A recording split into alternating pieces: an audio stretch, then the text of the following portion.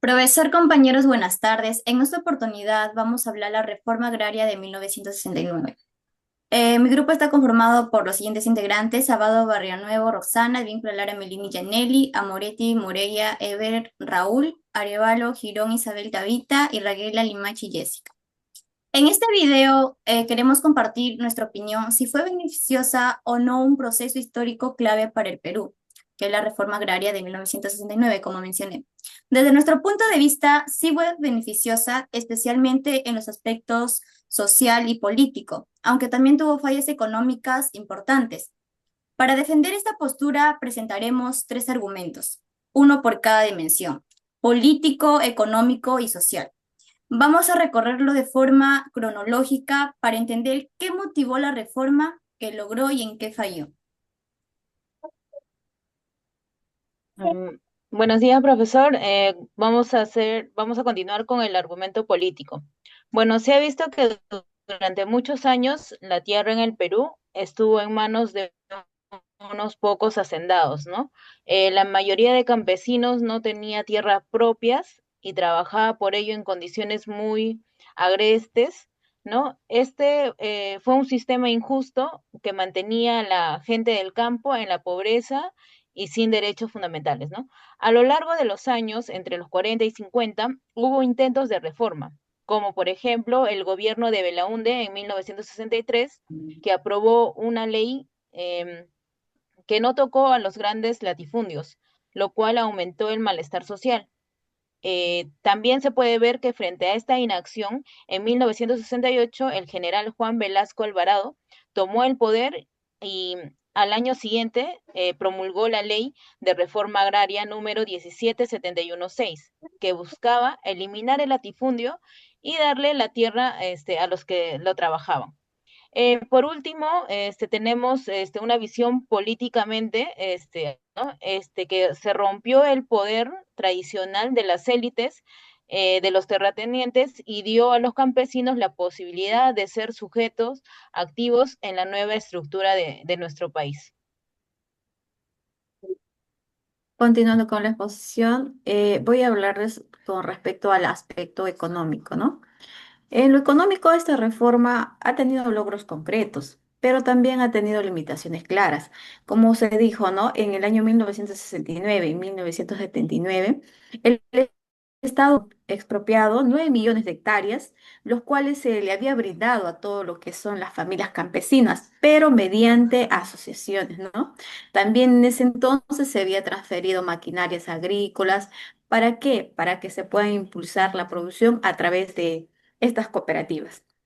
Entonces, sin embargo, esta reforma en ese entonces también había reducido la productividad de acuerdo al estudio, ¿no? Del Instituto de Economía en 1970 y 1980, la productividad había caído a un dígito, ¿no? De acuerdo a los estudios dados, y mientras que en otros países hemos visto un incremento de un 18%.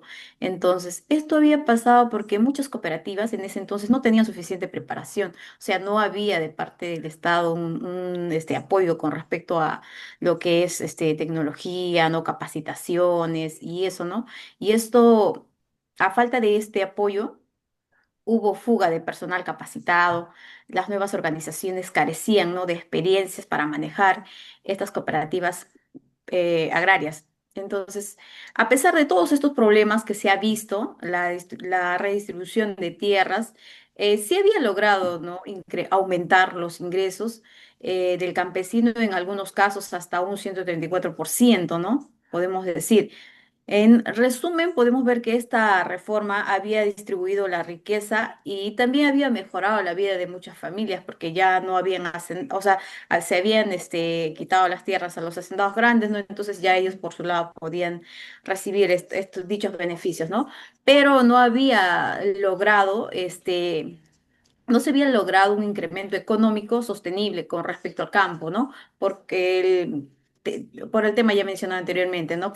Que no hubo muchas capacitaciones. Gracias. A continuación argumentaremos el aspecto social. Desde el punto de vista social, la reforma agraria fue un cambio profundo y positivo. Eliminó el sistema que tenían los gamonales, donde los campesinos trabajaban para ellos sin tener derechos ni tierras propias. Por primera vez, miles de familias accedieron a la propiedad de la tierra, lo que les dio dignidad, seguridad y nuevas oportunidades. También se fomentó la organización comunitaria a través de cooperativas y sindicatos campesinos. Estas estructuras permitieron que los campesinos participaran activamente en decisiones sobre producción, educación y liderazgo comunal.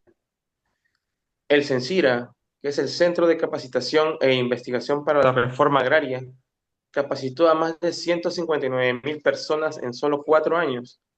Aunque no hubo suficientes investigaciones de impacto, el esfuerzo educativo fue muy importante.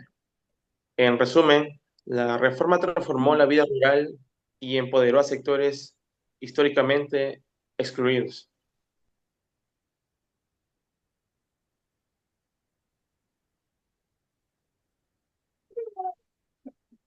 Tu audio, Isabel. En conclusión, la reforma agraria peruana sí fue beneficiosa, aunque imperfecta desde lo político, democratizó la estructura de poder en el campo. Desde lo social trajo justicia y dignidad para los campesinos. En lo económico no logró mantener la productividad, pero sí redistribuyó riqueza y mejoró la vida de cientos de miles de personas. Por eso creemos que la reforma agraria fue un paso necesario para reconstruir un país más justo. Gracias. Muchas gracias a todos.